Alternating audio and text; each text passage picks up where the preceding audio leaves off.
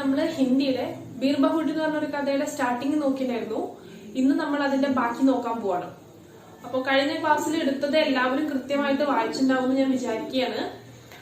ഓരോ ദിവസം എടുക്കുന്നത് കൃത്യമായിട്ട് വായിച്ചു പോവുക, അർത്ഥങ്ങളെല്ലാം നോട്ട് ചെയ്ത് വെക്കുക, കൃത്യമായിട്ട് അർത്ഥങ്ങളെല്ലാം കണക്ട് ചെയ്ത് ആ വായിക്കുന്നതിന്റെ അർത്ഥം മനസ്സിലാവുണ്ടോ എന്ന് നോക്കുക. ഇല്ലെങ്കിൽ ഒന്ന് പിന്നെയും റിപ്പീറ്റ് ചെയ്ത് വായിക്കുക. 2-3 തവണ വായിക്കുമ്പോൾ കഥ ഓട്ടോമാറ്റിക്കലി നമുക്ക് നമ്മുടെ മെമ്മറിയിൽ കയറി കൊടുക്കുള്ളൂ. പിന്നെ ഒന്നും പേടിയില്ല. അപ്പൊ നമുക്ക് നെക്സ്റ്റ് പാരഗ്രാഫ് നോക്കാല്ലേ. 1981 का साल। राजस्थान में जयपुर के नज़दीक सवारी गाड़ियों और मालगाड़ियों से सदा भरा फुलेरा जंक्शन। कस्बे के लगभग सुनी तंग गलियों में खामोश खंडे बिजली के खंभे, खंभों के बीच खींची तारों की कतारें। इन गलियों में जहाँ तहाँ दिखाई पड़ते मीठी घंटियाँ बजाते फेरी वाले। एक अंधेरी से गली में 6-7 गधों की घोड़ों की टापों की आवाज़ें, उनके पीछे चलते एक बदन उघाड़ा कुहार। इसी दृश्य के बीच से गुजरते हुए 2 स्कूली बच्चे, बेला और साहिल। उन दिनों पेन में 5 पैसे में नीली स्याही भरी जाती थी। स्टेशनरी की दुकान वाले टॉपर से पेन में स्याही भरते थे। अर्थ നോക്കാം. 1981 का साल, वर्षम 1981. राजस्थान में जयपुर के नज़दीक सवारी गाड़ियों और मालगाड़ियों से सदा भरा फुलेरा जंक्शन. രാജസ്ഥാനിലെ ജയ്പൂരിന് സമീപം യാത്രാവാഹനങ്ങളാലും ചരക്കുവണ്ടികളാലും എപ്പോഴും നിറഞ്ഞു കാണപ്പെടുന്ന ഫുലേര ജംഗ്ഷൻ. കസ്ബേക്ക് ലഗ്ബഗ് സുനി തങ്കലിയ. കസ്ബെ എന്ന വാക്ക് നമ്മൾ മുൻപും പരിചയപ്പെട്ടിട്ടുള്ളതാണ് അല്ലെ. ഒരു ചെറിയ പട്ടണം അല്ലെങ്കിൽ ഒരു കവല എന്നൊക്കെ നമുക്ക് അതിനെ വിശേഷിപ്പിക്കാം. കസ്ബേക്ക് ലഗ്ബഗ് സുനി തങ്കലിയ, ആ കവലയിലെ ഏറെ വിജനവും ഇടുങ്ങിയതുമായ തെരുവുകൾ. ഖലിയോമെ ഖാമോഷ് ഘണ്ടെ ബിജ്ലി കെ ഖംബെ, തെരുവുകളിൽ നിശബ്ദമായി നിൽക്കുന്ന ഇലക്ട്രിക് പോസ്റ്റുകൾ. ഖംബോ കെ ബീച്ച് കീച്ചി താരോ കി കഥാരെ, പോസ്റ്റുകൾക്കിടയിലൂടെ വലിച്ചു നീട്ടി കെട്ടിയിട്ടുള്ള ഇലക്ട്രിക് കമ്പികൾ. ഇൻ ഗലിയോ മേ ജഹാ തഹാ ദിക്കായി പടുത്തെ മീട്ടി ഘണ്ടിയാ ബച്ചാത്തെ ഫേരി വാലെ, ഈ തെരുവുകളിൽ അവിടെവിടെയായി കാണപ്പെടുന്ന മധുരമായ ശബ്ദത്തിൽ മണിമുഴക്കി സാധനങ്ങൾ വിൽക്കുന്ന കച്ചവടക്കാർ, ഫേരി വാലെ. एक अंधेरी सी गली में 6-7 गधों की घोड़ों की टापों की आवाज़ें. ഇരുട്ട് വ്യാപിച്ചതായി കിടക്കുന്ന ഒരു തെരുവിൽ 6-7 കഴുതകളുടെ കുളമ്പടി ശബ്ദം. ഉൻകെ പീछे ചലത്തെ एक बदन उघाड़े कुहारे, ആ ഈ കഴുതകളുടെ പിന്നാലെ വസ്ത്രം ധരിച്ച് കാണപ്പെടുന്ന ഒരു കുശവൻ, അതായത് കഴുതയെ മേച്ചുകൊണ്ട് വരുന്ന ഒരു കുശവൻ. इसी दृश्य के बीच से गुजरते हुए 2 स्कूली बच्चे, ഈ കാഴ്ചകൾക്കിടയിലൂടെ കടന്നു വരുന്ന 2 സ്കൂൾ വിദ്യാർത്ഥിനികൾ, ബേല ഓർ സാഹിൽ, ബേലയും സാഹിലും. ഇൻ ദിനോ പെൻ മേ 5 पैसे में നീലി സ്യാഹി ഭരി ജാത്തി थी. ഈ കാലഘട്ടത്തിൽ, ഏത് കാലഘട്ടത്തിൽ? 1981 കാലഘട്ടത്തിൽ എന്താണ്, കടയിൽ നിന്നും 5 പൈസയ്ക്ക് പേനയിൽ മഷി നിറച്ചു തരുമായിരുന്നു. സ്റ്റേഷനറി की दुकान वाले टॉपर से पेन में स्याही भरते थे. സ്റ്റേഷനറിയിലെ കടക്കാരൻ എന്താണ്, ടോപ്പർ വെച്ച് പേനയിൽ മഷി നിറച്ചു തരുമായിരുന്നു. ഇന്ന് ആരെങ്കിലും കടയിൽ കണ്ടിട്ടുണ്ടോ മഷി പൈസ കൊടുത്തു കഴിഞ്ഞാൽ മഷി നിറച്ചു തരിക? അന്നത് 1981 കാലഘട്ടങ്ങളിൽ 5 പൈസ കൊടുത്തു കഴിഞ്ഞാൽ ഒരു പേനയിലേക്ക് വേണ്ട മഷി നിറച്ചു തരും. ഇന്നാണെങ്കിൽ നമ്മളൊരു റീഫിൽ തീർന്ന അടുത്ത റീഫിൽ വാങ്ങിയിടും. ഈ പാരഗ്രാഫിൽ 1981 കാലഘട്ടത്തിലത്തെ ജീവിതശൈലിയാണ് കാണിക്കുന്നത്. പിന്നെന്താണ്, ബേലയും സാഹിലും സ്കൂളിലേക്ക് പോകുന്ന വഴിയെക്കുറിച്ച് വളരെ വ്യക്തമായി പറയുന്നുണ്ട്. പിന്നെന്താ, അവരെവിടെയാണ് താമസിക്കുന്നത്, അവരെവിടെയാണ് ജീവിക്കുന്നത് എന്നുള്ളത് പറയുന്നുണ്ട്. എവിടെയാണ്? രാജസ്ഥാൻ മേ ജയ്പൂർ കെ നസ്ദീക് സവാരി ഗാഡിയോ ഓർ മാൽ ഗാഡിയോ സെ സദാ ഭര ഫുലേര ജംഗ്ഷൻ. എവിടെ? രാജസ്ഥാനിലെ ജയ്പൂരിനടുത്തുള്ള ഫുലേര ജംഗ്ഷനിലാണ് ബേലയും സാഹിലും താമസിച്ചിരുന്നത്. അപ്പം അവർ സ്കൂളിലേക്ക് പോകുന്ന വഴി എങ്ങനെയായിരുന്നു? വളരെ ഇടുങ്ങിയതും വിജനവുമായ തെരുവിലൂടെ നടന്നാണ് അവർ സ്കൂളിലേക്ക് പോകുന്നത്. പിന്നെ എന്തൊക്കെ പ്രത്യേകതയായിരുന്നു ഉള്ളത്? ആ തെരുവുകളിൽ നിശബ്ദമായി നിൽക്കുന്ന ഇലക്ട്രിക് പോസ്റ്റുകൾ ഉണ്ടായിരുന്നു. എന്താണ്, ഡോർ ടു ഡോർ സാധനങ്ങൾ വിൽക്കുന്ന കച്ചവടക്കാരെ കാണാമായിരുന്നു. പിന്നെന്താ കാണാൻ പറ്റുന്നത്? 6-7 കഴുതകളെയും അവരെ നയിച്ചുകൊണ്ട് നടക്കുന്ന ഒരു കുശവനെയും കാണാമായിരുന്നു. അപ്പോൾ ഇതൊക്കെയാണ് അന്നത്തെ കാലഘട്ടത്തിലത്തെ ജീവിതശൈലിയും പറയുന്നുണ്ട് ഇതിൽ. പിന്നെന്താണ് പറയുന്നത്, അവർ നടന്നു വരുന്ന ബേലയും സാഹിലും സ്കൂളിലേക്ക് പോകുന്ന വഴിയേയും കാണിക്കുന്നുണ്ട് അല്ലേ.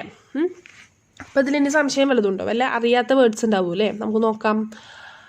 അറിയാത്ത വേർഡ്സ് പറയുമ്പോൾ ഫസ്റ്റത്തെ ഇതിൽ നോക്കണമെങ്കിൽ സാൽ 1981 का साल 1981 പറഞ്ഞത് 1981 വർഷമാണത് പറയുന്നത്. പിന്നെന്താണ് മാൽഗാഡി, മാൽ എന്ന് വെച്ച് കഴിഞ്ഞാൽ സാധനങ്ങൾ, ഗുഡ്സ് എന്നൊക്കെയാണ് അർത്ഥം വരുന്നത്. കസ്ബെ എന്ന വാക്കിൻ്റെ അർത്ഥം മുൻപ് നമ്മൾ നോക്കിയിട്ടുള്ളതാണ്, ഒരു കവല അല്ലെങ്കിൽ ഒരു ചെറിയൊരു പട്ടണം എന്നാണ് അർത്ഥം വരുന്നത്. സുനി തങ്ക് ഗലിയ, സൂനി എന്ന് വെച്ച് കഴിഞ്ഞാൽ വളരെ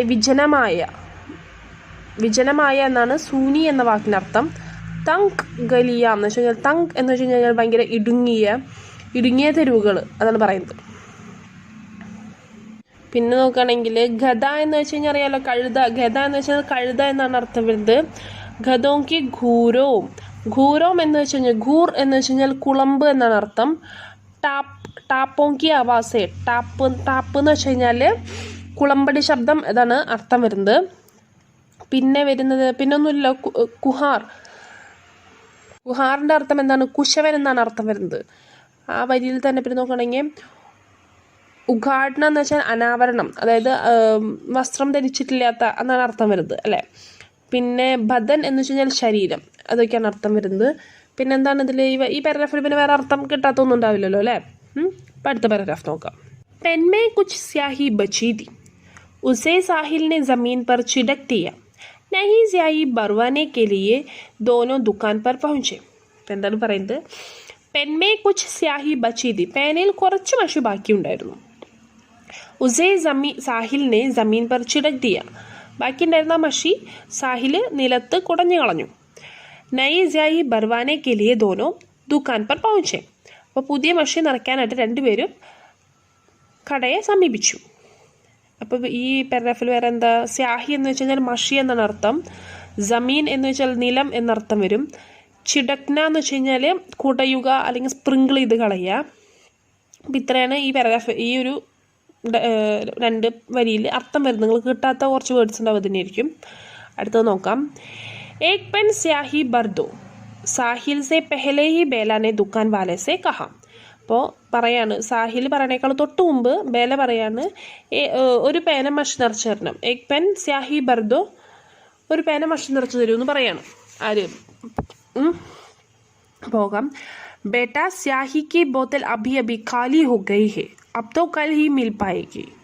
അപ്പോൾ കടക്കാരൻ പറയാണ്, ബേട്ട മോനെ, സ്യാഹി കി ബോത്തൽ അഭി അഭി ഖാലി ഹോ ഗയി ഹെ, മഷക്കുപ്പി ഇപ്പോൾ തന്നെ കാലിയായുള്ളൂ. അബ് തോ കൽ ഹി മിൽ പായേഗി, ഇനി നാളെ കിട്ടുള്ളൂ എന്ന്. लेकिन इसने तो पेन में जो स्याही दी उसे भी जमीन पर छिड़क दिया, बेलान बोला. लेकिन പക്ഷേ इसने तो पेन में जो स्याही थी उसे भी जमीन पर छिड़क दिया, പക്ഷേ ഇവൻ പേനിൽ ഉണ്ടായിരുന്ന കുറച്ച് മഷി വരെ നിലത്ത് കുടഞ്ഞു കളഞ്ഞല്ലോ എന്ന് ബേല പറയാണ്. അപ്പോൾ കടക്കാരൻ പറയാണ്, ബാദൽ കോ ദേഖ്കർ ഘടേ കോ നഹി ഢുലാന ചാഹിയെ. അപ്പോൾ കടക്കാരൻ എന്താ പറഞ്ഞത്, ബാദൽ കോ ദേഖ്കർ ഘടേ കോ നഹി ഢുലാന ചാഹിയെ, മേഘങ്ങളെ കണ്ടത് കൊണ്ട് മാത്രം കുടം ചരിച്ച് കളയരുതെന്ന് കടക്കാരൻ പറയാം. അതൊരു പഴഞ്ചൊല്ലാണ്. അപ്പം എന്താ അർത്ഥം വെക്കുന്നത് വെച്ചാൽ, അതായത് മഷി കിട്ടുമെന്നുള്ള പ്രതീക്ഷയിൽ അത് കുടഞ്ഞ് കളയണ്ടായിരുന്നു എന്ന്. അവസാനം കിട്ടിയില്ലല്ലോ.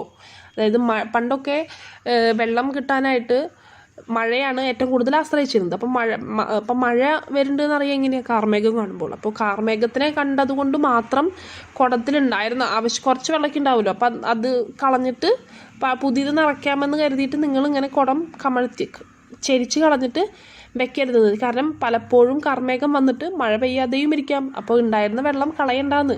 അപ്പോൾ അത് പറയാണ്. എന്നിട്ട് അയാൾ പറയാണ്, എന്ത്, ദുക്കാൻ വാലെ ഭയ്യാനെ കഹ ഓർ പൂച്ച കോൺ സി മേ പഠ്തേ ഹോ. അയാൾ ഈ പഴഞ്ചൊല്ല് പറഞ്ഞിട്ട് അവരോട് ചോദിക്കുകയാണ്, എത്രാം ക്ലാസ്സിലാണ് പഠിക്കുന്നതെന്ന്. അപ്പോൾ സാഹിൽ പറയാണ്, പാഞ്ച്വി മേ, 5ാം ക്ലാസ്സിൽ പഠിക്കുകയാണ്.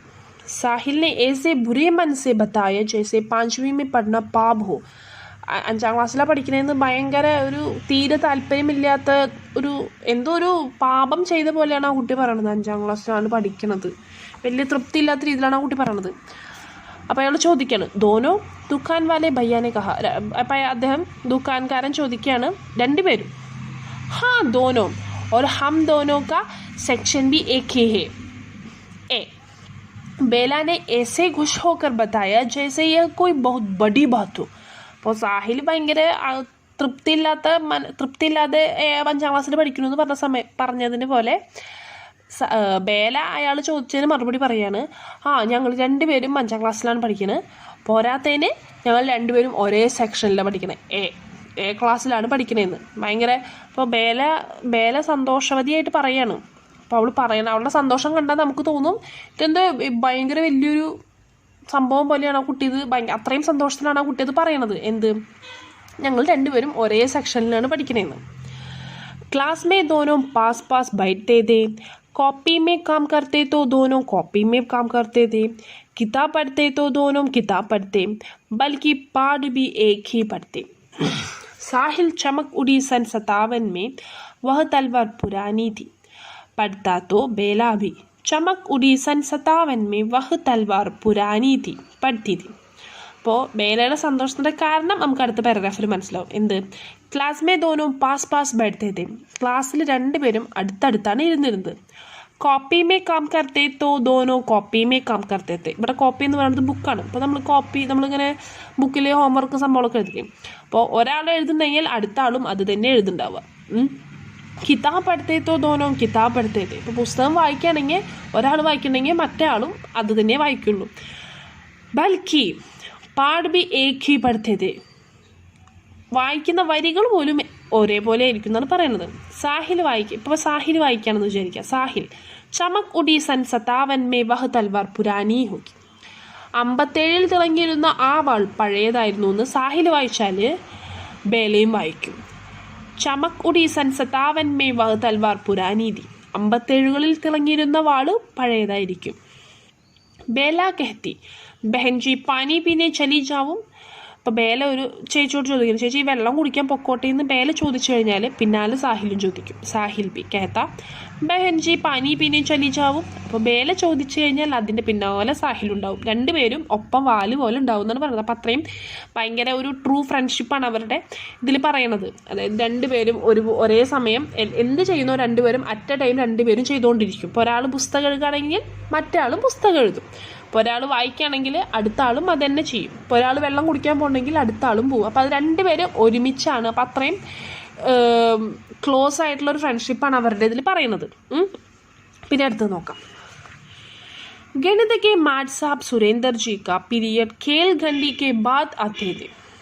മാത്സ് ടീച്ചർ സുരേന്ദർ ജിയുടെ പീരീഡ് വരുന്നത് ഖേൽഖണ്ഡി എന്ന് പറയുന്നത് മറ്റേ PT പീരീഡ് ഇല്ലേ, PT പീരീഡാണ് ഖേൽഖണ്ഡി എന്ന് പറയുന്നത്. അപ്പോൾ PT പീരീഡിന് ശേഷമാണ് മാത്സ് ടീച്ചർ സുരേന്ദർ ജിയുടെ ക്ലാസ് വരുന്നത്.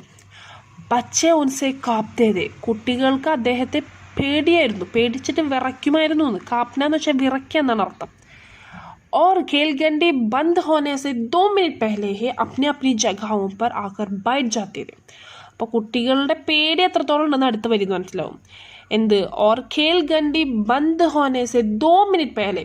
എന്ത്, PT പീരീഡ് തീരുന്നതിന് 2 മിനിറ്റ് മുമ്പ് തന്നെ അപ്നെ അപ്നെ ജഗാവോ പർ ആക്കർ ബൈഠ് ജാത്തേ थे. അവനവൻ്റെ സ്ഥലത്ത് ഓടി വന്നിരിക്കും. എല്ലാ കുട്ടികൾക്കും PT പീരീഡ് എത്രത്തോളം ഇമ്പോർട്ടൻ്റ് ആണ്, എത്രത്തോളം ഇഷ്ടമുള്ളതാണെന്ന് നമുക്ക് എല്ലാവർക്കും അറിയാം അല്ലേ. അത് അത് സാധാരണ നമ്മൾ എന്താ ചെയ്യുക, വേറെ വല്ല ഇതാണെങ്കിൽ നമ്മൾ PT പീരീഡ് കഴിഞ്ഞ് പതുക്കെ അയം പാടിയിട്ട് വയ്ക്കുക ക്ലാസ്സിൽ പോകണം. പക്ഷേ ഈ മാത്സ് ടീച്ചറിൻ്റെ ക്ലാസ്സിന് മാത്രം എന്താണ്, PT പീരീഡ് തീരുന്നേക്കാളും 2 മിനിറ്റ് മുമ്പ് അവരവരുടെ സ്ഥലത്ത് വന്ന് എല്ലാവരും ഇരിക്കുന്നു. അപ്പം എത്രത്തോളം പേടിയുണ്ടാവുന്നൊന്ന് ഊഹിച്ചു വയ്ക്കുക. അടുത്തത് സുരേന്ദർ ജി മാഡ് സാബ് ഇസി പീരിയഡ് മേ കോപ്പി ചാഞ്ച് ചെയ്തേ. അപ്പോൾ കാരണം എന്താ, ഈ PT പീരീഡ് കഴിഞ്ഞ് വരുന്ന പീരീഡിലാണ് എന്ത്, സുരേന്ദർ ജി കുട്ടികളുടെ കോപ്പി പുസ്തകം ചെക്ക് ചെയ്യുക. ചാഞ്ചിനാന്ന് വെച്ച് കഴിഞ്ഞാൽ ചെക്ക് ചെയ്യാണെന്ന് അർത്ഥം. അപ്പോൾ PT പീരീഡ് കഴിഞ്ഞ് വരുന്ന പീരീഡിൽ എന്ത് ചെയ്യും, ഹോംവർക്ക് എല്ലാം ചെയ്തിട്ടുണ്ടോ, എഴുതാൻ കൊടുത്തു വിട്ടതെല്ലാം എഴുതിയിട്ടുണ്ടോ എന്നൊക്കെ അപ്പോഴാണ് അയാൾ ചെക്ക് ചെയ്യുക. ജറാസി ഗലത്തി പർ ബച്ചോ കോ ഇധർ ഉധർ ഫേക്ക് തേത്തേ थे. ചെറിയ തെറ്റിനെ കുട്ടികളെ അങ്ങോട്ടും ഇങ്ങോട്ടും തള്ളി മാറ്റും. യാ ചാപ്പാട്ട് മാറിനെ ലഗ്തേ थे, അല്ലെങ്കിൽ തല്ലും. ആ ബുക്കിൽ കോപ്പി എഴുതുന്നതിൽ ചെറിയ മിസ്റ്റേക്ക്, ചിലപ്പോൾ ഒരു വലിയതല്ല, അല്ലെങ്കിൽ ഒരു കുത്ത് ഹിന്ദിയിൽ കുത്തി വരെ പറയാണല്ലോ, അതിനൊക്കെ പകരം എന്തെങ്കിലും ഒരു ചെറിയ ചെറിയ മിസ്റ്റേക്ക്, അതുപോലത്തെ ചെറിയ ചെറിയ മിസ്റ്റേക്ക് കണ്ടാൽ പോലും കുട്ടികളെ അങ്ങോട്ട് ഇങ്ങോട്ട് തള്ളി മാറ്റുക അല്ലെങ്കിൽ പിടിച്ച് തല്ലുമായിരുന്നു. ഉൻകാ ഹാത്ത് ചലന ശുരു ഹോത്താ തോ രുക്ന ഭൂൽ ജാത്താ താ. അപ്പം എന്താ പറയണത്, തല്ലാൻ തുടങ്ങിയാലോ നിർത്താൻ മറന്നു പോകും. അപ്പോൾ എന്താ കുട്ടികൾ അദ്ദേഹത്തെ ഇത്രയും പേടിക്കുന്നത് മനസ്സിലായില്ലേ. ഇത്രയും ക്രൂവലായിട്ടുള്ള ഒരു മാസ്റ്ററിനെ 5ാം ക്ലാസ്സിൽ പഠിക്കുന്ന കുട്ടികൾക്ക് നല്ല ഭയമായിരിക്കും. കാരണം അവർ വളരെ കൊച്ചു കുഞ്ഞുങ്ങളല്ലേ. അപ്പോൾ അവരെ സംബന്ധിച്ചിടത്തോളം തല്ലുക, ഭയങ്കര ശബ്ദമുയർന്ന് സംസാരിക്കുക എന്ന് പറയുമ്പോൾ തന്നെ അവർ പേടിച്ച് വിറയ്ക്കാൻ തുടങ്ങും. അപ്പോൾ ചെറിയ തെറ്റിനൊക്കെ തല്ലുമ്പോൾ എന്ന് പറയുമ്പോൾ PT പീരീഡിൽ 2 മിനിറ്റ് മുമ്പ് നേരത്തെ വന്നിരിക്കുക തെറ്റുള്ള കാര്യമല്ലല്ലോ അല്ലേ. അപ്പോൾ അടുത്ത പാരഗ്രാഫ് നോക്കാം. एक दिन सुरेंद्र जी मार्ट साहब ने बेला के बालों में पंचा फंसाया, पर शायद जिस गलती को पाकर वे उसके बाल पकड़कर फेंकने वाले थे वह गलती ही नहीं. उन्होंने बेला को छोड़ दिया. बेला के भयचीत चेहरे को देखकर साहिल बुरी तरह डर गया था.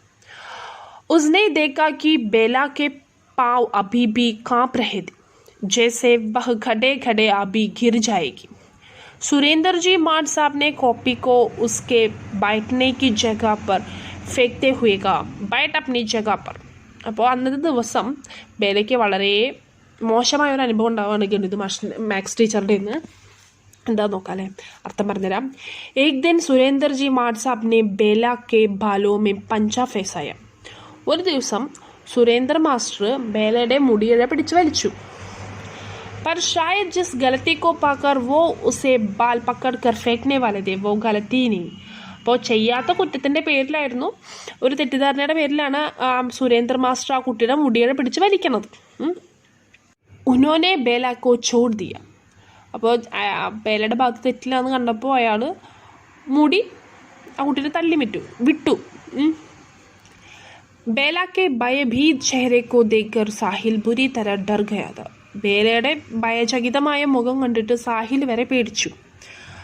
ഉസ്നെ ദേഖാ കി ബേല കെ പാവ് അബി ബി കാപ് രഹേ ഥേ. പക്ഷേ 5ാം ക്ലാസ്സിൽ പഠിക്കുന്ന ഒരു കുട്ടിക്ക് ഇത്രയും ഭീകരമായ ഒരു സാറ് വന്ന് ആ കുട്ടീനെ ഇൻസൾട്ട് ചെയ്യുമ്പോൾ എത്രത്തോളം പേടിയാകും, അവരുടെ മുഖം എന്തുമാതിരി പേടിക്കും എന്ന് നമുക്ക് ഊഹിക്കാവുന്നുള്ളൂ അല്ലേ.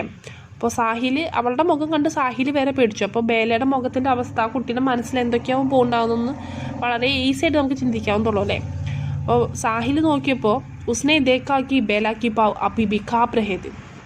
സാഹിൽ നോക്കുമ്പോൾ ബേലയുടെ കാല് ഇപ്പോഴും കിടന്ന് വിറച്ചിട്ട് കൂട്ടിയിരിക്കണ്ടായിരുന്നു. ജैसे वह ഖടേ ഖടേ അബി ഗിർ ജായേഗി. എങ്ങനെ എത്രത്തോളം വിറയ്ക്കണ്ടായിരുന്നു വെച്ചാൽ നിന്ന നിപ്പിൽ വീഴും എന്ന രീതിയിൽ ആ കുട്ടി കിടന്നിട്ട് വിറയ്ക്കായിരുന്നു, ആ കുട്ടിയുടെ കാലുകൾ കിടന്ന് വിറയ്ക്കണ്ടായിരുന്നു. सुरेंद्र जी मार्ट साहब ने कॉपी को उसके बैठने की जगह पर फेंकते हुए कहा, बैठ अपनी जगह पर. സുരേന്ദ്ര മാസ്റ്റർ ബേലയുടെ ഇരിക്കുന്ന സ്ഥലത്തേക്ക് പുസ്തകം വലിച്ചെറിഞ്ഞു പറയും, പോയിരിക്കുന്നുണ്ട് സ്ഥലത്ത് നിന്ന്. ഇങ്ങനെയൊക്കെ പറഞ്ഞു കഴിഞ്ഞാൽ ഏത് കുട്ടിയും പേടിക്കും. 10ൽ പഠിക്കുന്ന നമ്മൾ വരെ പേടിക്കുന്നുണ്ടെങ്കിൽ 5ാം ക്ലാസ്സിൽ പഠിക്കുന്ന കുട്ടികളുടെ അവസ്ഥ നമുക്ക് ഊഹിക്കാവുന്നതാണ്. അപ്പോൾ ഈ പാരഗ്രാഫിൽ പറയുന്ന ഒരു മാഷ് ഒരിക്കലും ഇത്രയും ക്രൂവലാവാൻ പാടില്ല എന്ന് ഈ ഒരു ഭാഗത്തുനിന്ന് വായിച്ച് നമുക്ക് മനസ്സിലാവും. കാരണം ചെറിയ കുട്ടികൾക്ക് പെട്ടെന്ന് ഭയം വരും. അപ്പോൾ അത് ആ കുട്ടീനെ വളരെ വളരെ വളരെ ഭീകരമായി ഭയപ്പെടുത്തി. കാരണം അവളെ കണ്ടിട്ട് അവളുടെ അത്രയും ക്ലോസ് ആയിട്ടുള്ള കൂട്ടുകാരൻ പേടിക്കണം എന്നുണ്ടെങ്കിൽ ആ കുട്ടി എത്രത്തോളം പേടിച്ചിട്ടുണ്ടാവും നമുക്ക് ഇതിന്ന് കാണാൻ പറ്റുന്നുണ്ട് അല്ലേ. അടുത്തത്, ബേല കാ മൻ ബഹുത് ഖരാബ് ഹോ ഗയ. मार्ट साहब चाहे मुझे पीट लेते मगर साहिल के सामने नहीं. वह साहिल के सामने खुद को शर्मिंदा महसूस कर रही थी, क्योंकि वह जानती थी कि वह साहिल की नज़र में बहुत अच्छी थी. जब वह उसके पास आकर बैठी उससे नज़र नहीं मिला पाई. तो നോക്കാം, ബേല കാ മൻ ബഹുത് ഖരാബ് ഹോ ഗയ. ബേലയുടെ മനസ്സ് വളരെയധികം വിഷമിച്ചു. മാർട്ട് സാബ് ചാഹെ മുझे പീട്ട് ലേത്തെ. മാസ്റ്റർ വേണമെങ്കിൽ എന്നെ തല്ലിക്കോട്ടെ. മഗർ സാഹിൽ കെ സാമനെ നഹി. പക്ഷെ സാഹിലിൻ്റെ മുന്നിൽ വെച്ച് വേണ്ടായിരുന്നു. വഹ സാഹിൽ കെ സാമനെ ഖുദ് കോ ശർമിന്ദ മെഹസൂസ് കർ രഹി ഥി. അവൾക്ക് സാഹിലിൻ്റെ മുന്നിൽ ഭയങ്കരമായിട്ട് നാണക്കേട് ഫീൽ ചെയ്തു. ക്യോങ്കി വഹ് ജാൻതി ഥി കി വഹ് സാഹിൽ കി നസർ മേ ബഹുത് അച്ചി ഹെ. കാരണം അവൾ എന്നും സാഹിലിൻ്റെ കണ്ണിൽ വളരെ നല്ല കുട്ടിയായിരുന്നു. ജബ് വഹ് ഉസ്കെ പാസ് ആക്കർ ബൈട്ടി ഉസേ നസർ നഹി മിലാ പായി. അവൾ തിരിച്ച് മാട്ട് സാബ് പുസ്തകം വലിച്ചെറിഞ്ഞിട്ട് സ്വന്തം സ്ഥലത്ത് പോയി ഇരിക്കാൻ പറഞ്ഞപ്പോൾ തിരിച്ചു വന്നിരുന്നപ്പോൾ സാഹിലിനെ ഫേസ് ചെയ്യാൻ പോലും ആ കുട്ടിക്ക് പറ്റുന്നില്ല. കാരണം അവരത്രയും ക്ലോസ് ആയിട്ടുള്ള കൂട്ടുകാരായിരുന്നു. അപ്പോൾ നമ്മളെ തന്നെ ഒരു ടീച്ചർ ക്ലാസ്സിൽ വെച്ച് ഒരു ചെറിയ കാര്യത്തിന് നമ്മളെ പറഞ്ഞു കഴിഞ്ഞാൽ നമ്മൾ ഭയങ്കരമായിട്ട് ഇൻസൾട്ടഡ് ആയിട്ട് ഫീൽ ചെയ്യും അല്ലേ. അപ്പോൾ ഈ ചെറിയ കുട്ടികളുടെ അവസ്ഥ ആലോചിക്കുക. അവളുടെ ഏറ്റവും ബെസ്റ്റ് ഫ്രണ്ടിൻ്റെ മുന്നിൽ, അതും ആ കുട്ടീനെ ഏറ്റവും നല്ല കുട്ടിയായിട്ട് കാണുന്ന ഒരു കൂട്ടുകാരൻ്റെ മുന്നിൽ വെച്ച് ചെയ്യാത്തൊരു തെറ്റിൻ്റെ പേരിൽ ആ കുട്ടീനെ ഇൻസൾട്ട് ചെയ്തപ്പോൾ ആ കുട്ടിക്ക് അവളുടെ കൂട്ടുകാരനെ ഫേസ് ചെയ്യാൻ പോലും പറ്റാത്ത രീതിയിൽ ആ കുട്ടി ഇൻസൾട്ടഡായി. അപ്പോൾ ഒരിക്കലും ഒരു മാഷ് ഇത്രത്തോളം ക്രൂവലായും ഇത്രയും പേടിപ്പിച്ച് കുട്ടികളെ പഠിപ്പിക്കരുത് എന്ന് നമുക്ക് ഈ ചാപ്റ്ററിൽ നമുക്ക് മനസ്സിലാവുന്നുണ്ട് അല്ലേ. അപ്പം അത്രേ എടുക്കുന്നുള്ളൂ. ഇന്നും വളരെ കുറച്ച് എടുക്കുന്നുള്ളൂ. നമ്മൾ വളരെ പതുക്കെയാണ് പോകുന്നത്. അപ്പോൾ പതുക്കെ പോകുന്നത് എന്തിനാന്ന് വെച്ചാൽ നിങ്ങൾക്ക് പെട്ടെന്ന് അത് പഠിച്ച് മനസ്സിലാക്കാൻ വേണ്ടിയാണ് വളരെ പതുക്കെ പോകുന്നത്. അപ്പോൾ അത് നന്നായിട്ട് എടുക്കുന്ന ഭാഗങ്ങൾ നന്നായിട്ട് മനസ്സിലാക്കാൻ ശ്രമിക്കാം. അപ്പോൾ ഇന്നും നമ്മൾ കുറച്ചെങ്കിലും എടുത്തിട്ടുള്ളൂ. അത്ര അർത്ഥം മനസ്സിലാക്കാൻ ബുദ്ധിമുട്ടുള്ള ഭാഗമൊന്നുമല്ല നമ്മൾ എടുത്തിട്ടുള്ളത്. ഒരു പേജ് എടുത്തിട്ടുള്ളൂ. ഈ എടുത്ത ഓരോ പേജ് വായിക്കുക, അർത്ഥം നന്നായിട്ട് മനസ്സിലാക്കുക. അപ്പോൾ ഈ പേജിൽ 1-2 ക്വസ്റ്റ്യൻസ് ഒക്കെ കടന്നു വരുന്നുണ്ട് അല്ലേ. അപ്പം നമുക്ക് ആ ക്വസ്റ്റ്യൻസും അതിന്റെ ഉത്തരങ്ങളൊക്കെ നമുക്ക് അടുത്ത ക്ലാസ്സിൽ ഡിസ്കസ് ചെയ്യാം. അപ്പോൾ കൃത്യമായിട്ട് വായിക്കുക. അർത്ഥങ്ങൾ കിട്ടാത്ത വേർഡ്സിന്റെ അർത്ഥങ്ങൾ എല്ലാവരും എഴുതിയെടുക്കണമെന്ന് വിചാരിക്കുന്നു. അത് എഴുതിയെടുക്കുക. അതെന്താന്ന് അർത്ഥങ്ങൾ എന്താണെന്ന് മനസ്സിലാക്കുക. ഇത്രയൊക്കെ ചെയ്താൽ മതി. അപ്പം നമുക്കിനി അടുത്ത ക്ലാസ്സിൽ കാണാം.